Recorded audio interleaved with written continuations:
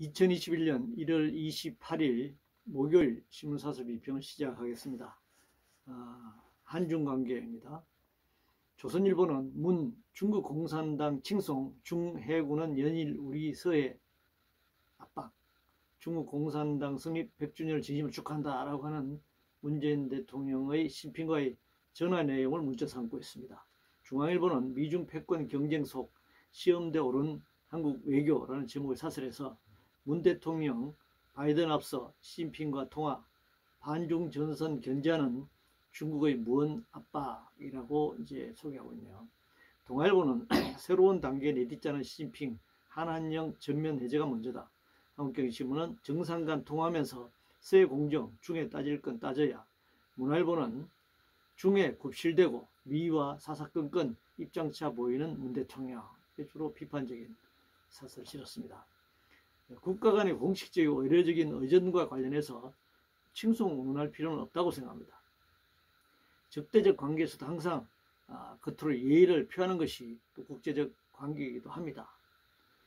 박근혜 정권 당시 천안문 중국 인민군대의 4.1때 올랐다고 한미동맹을 파기한 것이 아닌 것처럼 양국 간 국교를 맺고 있고 높은 경제 교류를 하고 있는 한중과의 관계에서는 불편한 점이 많다고 하더라도 필요한 의전을 할 수밖에 없을 것입니다.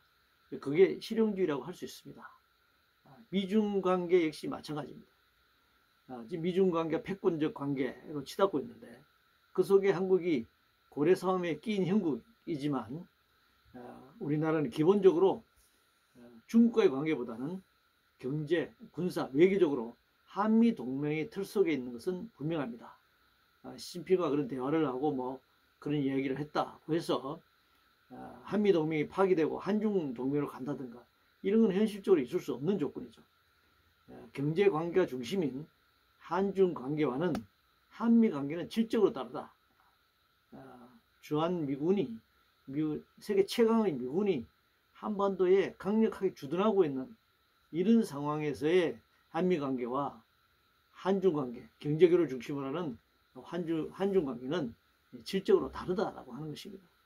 이런 전화 한 통화 공여지책으로 이런 한미 간의 관계에서 줄타기를 할 수밖에 없는 조건에 있는 이런 상황의 현실을 고려하고 비판할 건 비판하고 지적할 건 지적해야 한다 이렇게 생각합니다.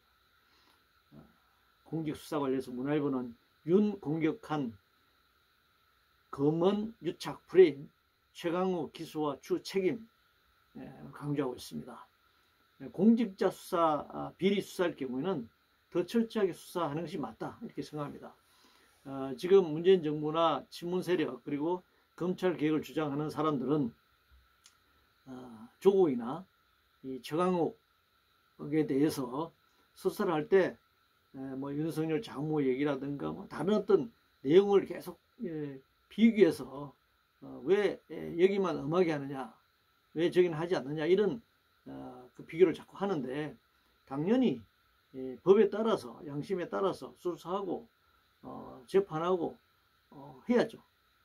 엄벌을 내려야 될 것은 내려야 하지만 그러나 우리가 상식적으로 생각했을 때 모든 사안들이 있을 때 가장 우선적으로 철저하게 해야 될 것은 공직자 비리, 권력형 비리에 대해서 수사기관이 철저하게 하는 것, 그것이 굉장히 우선이다라고 생각합니다. 이 법무부 지금 차관이 택시기사 폭행한 상태에서 차관직을 유지하고 있잖아요. 법률을 따지고 그것이 택시가 선 상태였느냐, 운행 중이었느냐 논란을 벌이고 있는데 그것이 일반 시민들의 그런 폭행 논란이 아니잖아요. 이 법을 집행하고 우리나라 이 법무부가 영어로는 justice로 되어 있는데 정의부라고 할 수 있는데 그것을 최고 책임자들이 불법을 저지르고 자녀들 스펙 쌓는데 여러 가지 편법을 동원했는데 다른 사람도 다 하는데 왜 나라고 못하느냐. 그게 다른 사람하고 다르잖아요. 장관, 차관이고 국회의원이고 이런 공직자들에 대한 비리는 더욱 철저하게 수사하고 단죄해야 한다 이렇게 생각합니다. KBS 관련해서 문화일보는 방만 경영 KBS 수신료 인상도 부동산 사업도 단념해야 한다 비판하고 있는데, 공영방송이 관제 언론이라는 비판을 받으면서 시청률까지 올리겠다, 이것은 안 되는 겁니다. 그래서 KBS가 공영방송으로 돌아와야 합니다. 뭐 그렇게 되려면 이 권력구조, 집권당에 의해서 이사장, 사장이 임명되고 영향력을 받는 이런 것에서부터 독립돼야 하는데, 이것은 뭐 여야가 공이 정권이 바뀔 때마다 이 공영방송이 이 권력의 지배하에 들어가고 있는데, 이걸 독립시키는 것이 급선무긴 합니다만, 뭐 그렇더라도 KBS 스스로 현재와 같은 이런 보도 상황에서 수신료까지 인상하겠다라고 하는 것은 무리다 이렇게 생각합니다. 사찰 관련 상계신문은 노무현 전 대통령 일가 사찰, 국정원 진상 밝혀야 한다. 제목의 사설에서 노무현 전 대통령 일가와 국회의원, 교육감 등에 대한 사찰을 진행했다 이렇게 이제 얘기하고 있습니다. 당연히 진상을 밝혀내야 합니다. 그렇지, 그래야지만 다음에 다시 이런 일이 없을 것입니다. 그런데 이런 정치인뿐만 아니라 노동조합, 시민단체, 그리고 개인 재야 인사들에 대한 사찰 내역도 명명백백하게 밝혀내야 합니다. 피해자 대책 관련 상계리 신문은 2차 가해 대책 빠진 이낙연 대표의 두 번째 사과를 비판하고 있습니다. 가해자가 사과 없이 사망한 상태에서 소속 정당에서라도 사과한 것은 일단 당이라고 생각합니다. 늦었지만 말이죠. 서울시도 이제 국가인권위 결정에 따라서 공식적으로 정중하게 피해자에게 사과할 필요가 있다 생각합니다. 해야 합니다. 더 중요한 것은 경찰 수사가 아주 미진한 상태에서 수사 종결을 해버렸잖아요. 그래서 검찰이 이것을 제대로 수사하는 것이 필요하다. 이 제대로 수사를 하는 것이 피해자를 위한 조치입니다. 그리고 그 이후에 피해자 일상으로 돌아오는 조치는 2단계 조치입니다. 1단계 조치는 이 수사를 명확하게 종결지어야 한다. 국가인권위원회가 그렇게 얘기했다면 그동안 경찰 수사가 엉터리였다는 것을 말하는 것입니다. 공매도 관련 상경신문은 IMF까지 문제 삼은 공매도 금지, 이러다 금융후진국 될라 제목 사설에서 공매도 금지 장기화가 한국 경제의 대신인도를 떨어뜨릴 것이다. 뭐 이런 식의 압박이 들어오는 거죠. 외국 기관 등 자금력 있는 투자자들에게만 유리하다. 이런 또 개미 투자자들의 또 비판도 있습니다. 다른 나라에서 다 하는 주식 투자 기법이니까 이것을 인정하는 것이 금융 세계화에 부응하는 것이다. 이런 주장인데, 결국 금융 투기 자본이나 큰 손들이 돈 벌기 위해서 하는 방법 아닙니까? 결국 한국의 공매도 금지를 풀지 않으면 투자를 철수하고 한국 경제 타격을 가하겠다. 이런 협박을 지금 IMF가 나섰다는 겁니다. 주식시장을 도합판으로 만들어 개미 투자자들을 끌어들여가지고 주머니를 털어서 먹튀하겠다는 전략이 공매도 투기 기법으로 논의되고 있는 것이 참 정말 심각한 상황입니다.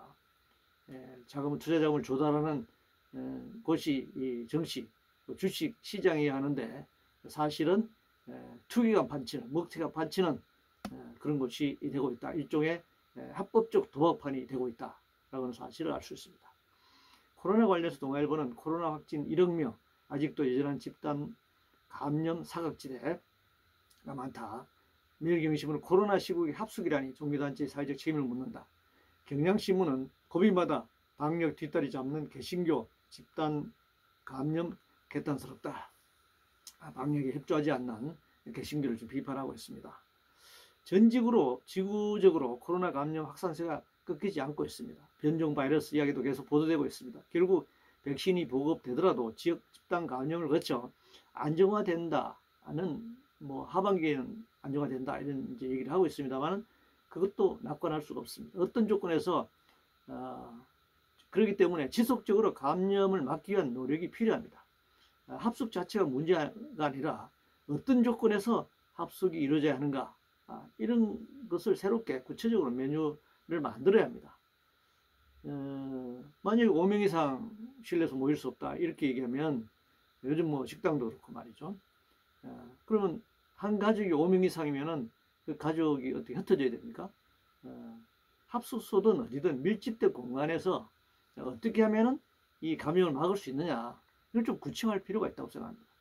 실내에서도 마스크를 착용하게 하고, 실내에서도 거리를 두게 하고, 또 환기 등 환기를 철저하게 하고, 감염 확산을 사전에 차단하는 노력을 경주하는 지침을 내리고 협조를 구하고, 또 이걸 점검하고 하는 것이 필요하지, 뭐 합수는 된다 안 된다 이렇게 그냥 획일적으로 할 문제는 아니라고 생각합니다. 그런 측면에서 9시 이 자영업의 그 식당이나 카페 9시 영업 이 상한선도 상한 시간도 조정될 필요가 있다 생각합니다. 성추행 관련해서 경향신문은 장혜영 의원 정의당의 성추행 대응이 주목받는 이유 제목에 사설해서 높은 성인지 감수성을 바탕으로 권력형 성범죄에 대한 예의 없는 엄단 관행이 정치권에서부터 시작돼야 한다 이렇게 주장했습니다. 뭐 당연한 주장, 옳은 주장이라고 생각합니다. 그러나 우리가 더 중요한 것은 뭐 정치권에서부터 이것이 시행되어야 되는 것이 아니라 전 사회적으로 시행돼야 한다. 단순히 성추행, 성폭행에 대한 교육이나 이런 측면을 넘어서서 인간의 존엄성, 헌법에도 인간은 존엄한 존재이고 인간의 행복을 추구할 권리를 가지고 있고 인간은 인권을 보장받을 권리가 있다. 헌법에 보장되어 있지 않습니까? 그 중에서 저는 가장 중요한 덕목이 인간의 존엄성이라고 하는 것입니다. 인간은 절대적인 존엄의 가치를 가지고 세상에 태어났기 때문에 그것이 누구든 차별받지 않아야 한다. 누구든 자기의 어떤 권리를 가지고 남의 존엄성을 침해해서는 안 된다.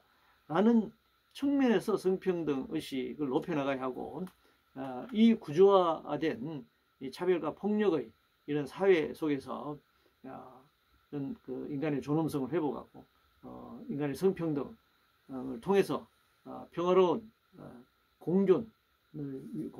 공존과 공동체 사회를 위해서는 철저한 교육이 계속적인 반복적인 교육이 필요하다. 이것은 지금 너무나 이런 불평등한 차별, 배제가 노출되어 있는 지금 어린 아이들, 학생들부터 우리 사회 모든 구성원들이 사회 곳곳에서 곳곳의 영역에서 가정에서부터 학교에서부터 직장에서부터 이 교육을 정말 일일 지침으로라도 이걸 서로 소통하면서 이걸 자기의 주요한 삶의 기준으로 삼아가는 노력들을 동시에 펼쳐나가야 한다. 뭐 정치권에서만 한다고 해서 이게 전 국민이 따라서 할 문제는 아니라고 생각합니다. 그리고 정치권이 과연 그렇게 또 할 수 있느냐 하는 것도 현실적으로 의문을 또 갖고 있는 국민들이 많습니다. 영업손실 보상과 관련해서 한겨레 신문은 미국의 10분의 1 수준인 코로나 영업손실 보상이라는 제목의 사설에서 영업손실을 재정이 가능한 재정 가능한 범위 내에서 정부가 보상할 것으로 지금 이제 예상이 된다는 건데 이게 뭐 지금 재정이 있는지 없는지도 좀 불투명한 상황이고 한국은행 발권을 통해서 할 것인지 채권을 통해서 할 것인지 지금 정부 재정은 거의 하나도 없는 상태입니다.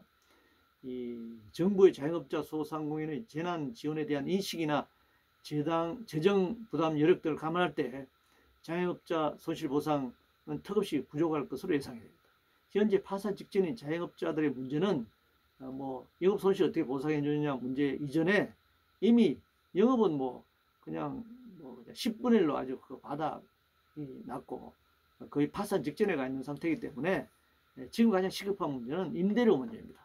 그리고 은행, 금융기관의 대출, 원금 상환 이자 문제, 그리고 각종 공과금 문제가 더 심각한 문제입니다. 영업이 없는 것은 장사가 안 되는 건 그냥 문을 닫는다고 치더라도 이 임대료 문제, 밀린 임대료 문제라든가 은행 대출 이자라든가 이런 것들을 어떻게 감당할 것인가 이게 더 큰 문제입니다. 영업 손실 보상 미국 10분의 1이라면 이 재벌들에게 그동안 100조 원 이상 정말 엄청난 공적 자금을 투입한 것과 비교했을 때 재벌의 몇 분의 1이 되는지 이거 한번 이 영업 손실 보상금이 정부의 입장이 발표되면 한번 그 비율을 비교해 볼 필요가 있을 것 같습니다. 그런데 이제 중요한 것은 과연 소상의 자영업자들에게만 영업 손실 보상을 아주 쥐꼬리만큼 될 걸로 생각이 드는데 그렇게 되면 이게 재난 지원금으로서 역할을 한 것이냐? 그럴 수가 없는 것입니다. 자영업자 소상공인보다 지금 더 어려운 처지에 있는 많은 수백만 명의 사람들이 있습니다. 따라서 전국민 재난지원금이라고 하는 형태로 가야 하는데 자영업자와 소상공인의 그 가족들도 전국민 재난지원금 지급 대상에 넣고 그 다음에 자영업자 소상공인의 임대료라든가 금융에 관련된 부분은 별도 재난지원 영업손실 보상금의 영역이 아니라 이건 별도의 영역으로 대책을 마련해야 한다. 저는 그렇게 생각합니다. 정세 관련 상업경신문은 부가세 일시 정세론 또 다른 떠보기여서는 안 된다 라는 제목을 사설했어. 부가세 인상 논의는 신용만 한 채 결국 부자 정세로 가기 위한 선거 전략 아닌가 이렇게 이제 의문을 제기하고 있습니다. 현재 조세 형평세에서 볼 때 부가가치 정세, 가치세 정세는 절대 안 될 소리입니다. 이거 뭐 지금 술값, 소주값, 뭐 담배값 인상 이런 그 간접세 비율도 엄청나게 높아서 근로소득 감소 면제율이 뭐 30-40% 된다고 하더라도 일반 정말 저임금 알바 비정규 노동자들의 임금 소득으로 봤을 때 간접세율이 굉장히 높아서 이 소득세 면제가 된다고 하더라도 엄청난 세 부담을 안고 살아갑니다. 근데 그것이 부가가치세 이 정세로 이어진다면 더 압박이 커질 것입니다. 당연히 부자 정세로 가야 합니다. 재정을 확충하기 위해서는 말이죠. 그래서 이 조세 부담률을 OECD 국가 평균 이상을 올리려면 재벌, 부동산 자산가, 금융자본가, 정말 고소득자 1% 안에 드는 그런 고소득자에 대한 정세 없이 다른 방법은 없다고 생각합니다. 부가가치세 정세 같은 방식으로 서민의 주머니를 털어가는 방식으로는 안 된다 이렇게 생각합니다. 구상권 청구 관련해서 동아일보는 성범죄 정치인 정당의 불이익 법안 깔고 뭉개는 국회라는 제목을 사설해서 부정부패로 재보선 원인을 제공한 경우 해당 정당과 후보자에게 무공천 및 선거비용 보전 등 책임을 묻는 방안 이 법안들이 다 잠자고 있다는 겁니다. 당연하죠. 자기네들 당과 자기 스스로에게 구상권을 청구하는 법을 그들 국회의원들이 만들 리가 없을 것입니다. 민주당 투표율 26.35%, 찬성은 86.64% 나왔습니다만 투표율이 고작 3분의 1도 안 되는 26%를 가지고 당헌까지 바꿔서 서울시장, 부산시장 이 성추행, 성폭행 비리로 공석이 된 이 보궐선거에 출마를 결정했습니다. 문재인 대통령이 야당 대표 시절에 출마 안 하기로 만든 당헌이잖아요. 그런데 지금 그 대통령, 그 사람이 대통령이 되어 있는 상태고 집권 여당이 이런 3분의 1도 당원의 3분의 1도 투표하지 않은 이런 걸 가지고 당헌을 바꿔가지고 지금 다시 서울시장, 부산시장 잡겠다고 이제 난리를 피우고 있습니다. 뭐 기대하기가 어려운 정치적인 어떤 도덕적 신뢰나 정치적 신뢰를 하기가 굉장히 어려운 그런 정치 행태를 보이고 있습니다. 집권당이 대국민 약속을 손바닥 뒤집듯 지금 한 상태고 그렇기 때문에 뭐 여야 정치 보수 정치 세력이 차이가 없이 되어버렸습니다. 그러니 이들에게 뭐 그런 기대를 하는 것은 무리다 이렇게 생각합니다. 포상 관련 조선일보는 앞에 선 반일 죽창가 뒤에서는 광복회 팔아 자기 정치한 김원우 비판하고 있네요. 광복회가 최근 추미애 법무장관에게 독립운동가 체제 영상을 수상한 것을 비판하고 있습니다. 매일경신문은 친여 인사들에게 상 남발하는 광복회 사실상 정치활동 아닌가 비판하고 있습니다. 광복회가 친여 인사는 물론이고 정치적 논란이 많은 현직 장관에게 독립군 이름을 딴 상을 준 것 자체는 문제라고 생각합니다. 그리고 이 집권 여당과 친여 세력이 자기들끼리 상을 나눠 먹는 거, 특히 광복회가 정말 이 독립운동, 광복회 운동했던 사람 중에 이제 지금 후손들이 되겠죠. 좀 가난하게 청밀하게 사는 사람들 그리고 또 해외에 고생하고 있는 독립운동에 뭐 관련했던 분들 이런 분들 중심으로 상을 줘야 되는 거 아닙니까? 근데 뭐 어떻게 친여 정치 세력들, 뭐 장관들, 전직 국회의원들 이렇게 상을 나눠 먹는지 이게 도무지 알 수가 없습니다. 이런 경우는 어디서 감사해야 됩니까? 방송 관련해서 조선일보는 정부 비판글 쓴 연예인 방송 퇴출 민주국가 맞나 제목을 사설해서 가수 JK 김동욱 씨가 소셜미디어에 정부 비판글을 올렸다가 UBC 울산방송에서 10년째 진행하던 음악 프로그램에서 퇴출됐다. 이제 이런 것을 이제 들어서 비판하고 있습니다. 이거 뭐 정권이 바뀔 때마다, 정권을 비판할 때마다 반복되는 현상입니다. 언론인도 그렇고 뭐 연예인들 뭐 이게 뭐 너무나 익숙한 그런 모습입니다. 권력으로부터 언론의 중립성이 지켜지지 않고 있다는 것을 반증하는 것입니다. 뭐 KBS 문제도 그렇고 지금 모든 언론상에 벌어지는 문제들이 다 그렇습니다. 공수처 관련해서 중앙일보는 공수처 가동 전 산권력 수사 철저히 하라 라는 제목의 사설을 해서 검찰 선거 개입 불법 출금 수사 박차, 공수처에 넘기자는 주장은 시간 끌기 등 뭐 여러 가지 이제 이야기가 나오면서 공수처가 상권력을 철저히 수사하라 이렇게 이제 주장하고 있는데, 당연히 검찰이 대부분 수사를 해야 합니다. 이 권력형 비리도 바로 권력형 비리로 드러나는 것이 아니라 어떤 다른 뭐 경제 범죄 무슨 문제 수사하다 보면 그것이 권력과 결탁되어 있다는 것이 드러나서 현재 공수처가 설치했던 정신에 따르면 권력형 비리는 글로 넘어가야 되는 것이죠. 처음부터 권력형 비리한 게 딱 드러나는 것이 아니잖아요. 그래서 당연히 모든 수사는 검찰이 당연히 1차적으로 할 수밖에 없습니다. 그리고 이 공수처의 수사력과 검찰의 수사력은 기본적으로 역량에서 전혀 차이가 나잖아요. 검찰청법에 따라 검사 수가 2292명으로 되어 있습니다. 그런데 이 공수처는 몇십 명밖에 안 되는 겁니다. 그래서 공수처 권력형 비리 수사를 전담하기가 현실적으로는 역량상 어려울 것이다 이렇게 판단합니다. 권력형 비리와 일반 비리가 쉽게 구분되는 것도 아닙니다. 그래서 모든 수사는 뭐 경찰이 또 뭐 하는 영역이 있긴 합니다만은 지금 뭐 경찰이 엉터리 수사가 막 많이 이루어지잖아요. 그러니까 검찰과 경찰이 서로 견제하는 차원에서 경찰 수사가 미진하면 검찰은 또 해야 된다고 생각합니다. 그래서 검찰 수사나 경찰 수사가 진행되는 과정에서 권력형 비리가 드러나는 경우가 대부분일 거라고 생각합니다. 이것이 딱 권력형 비리다라고 하는 것을 누가 어떻게 규정할 수 있습니까? 그래서 검찰이 기본적으로 수사의 중심이 돼야 한다 이렇게 생각합니다. 인사청문회 관련해서 매일경신문은 야당 동의 없는 27번째 장관 불통의 기록으로 남게 될 것이다. 박범계 법무장관 임명을 두고 얘기한 것인데요. 뭐 지금 27번째 야당이 반대도 다 임명했다는 거니까 현재 같은 상황이면 인사청문회가 필요 없죠. 굳이 뭐 해야 될 이유가 없습니다. 윤리적인 문제 이것은 뭐 별도 기구에서 다루고 그러면 국회 내에서는 정책 검증만 하든가, 안 그러면 장관 후보가 나오면은 여당은 무조건 감사 않고 야당은 무조건 반대하고 이거 뭐 하나마나 이 정책 검증 아예 없는 것이잖아요. 아니면 법률로 정해야 한다. 장관이 될 수 있는 자격을 법률로 정하자는 거죠. 이러이러한 자는 장관에 임명할 수 없다. 뭐 이런 걸 정한다든지 재산 상한을 정한다든지 이렇게 하든가, 아니면 현재 같은 상황이면 인사청문회 필요 없이 대통령 임명하는 게 옳다. 욕을 먹든가 뭐 비판을 받는 것은 그는 임명권자가 정치적 부담을 안는 것이죠. 과로 관련해서 경향신문은 엿새 만에 택배노조 파업선언, 회사는 합의 충실히 이행하라 라는 제목의 사설에서 택배 분류 작업을 택배사가 전담, 하루 12시간 주 60시간 되어 있는데, 택배 노동자들에게 택배하기도 힘든데 일단 택배하기 전에 다 분류 작업까지 무상노동을 그동안 해왔거든요.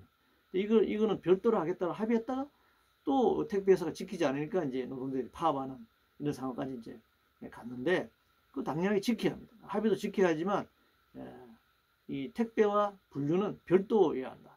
그러니까 새벽에 택배 노동자가 새벽에부터 나가서 오전 내내 분류 작업하고 그다음에 오후에서 밤늦게까지 택배하고 이렇게 과로에서 살아남을 수가 없는 겁니다. 그리고 또 하나, 이 합의 중에 이 주당 60시간 택배 시간을 60시간 합의했는데 이것도 말이 안 되는 거죠. 법정 노동시간이 주당 40시간인데 법정 노동시간도 50%를 넘어서는 60시간을 주당 노동시간 합의했다는 거는 이거는 불법을 합의한 거예요. 불법 합의는 무효입니다. 이상으로 2021년 1월 28일 목요일 신문사설 비평을 모두 마치겠습니다.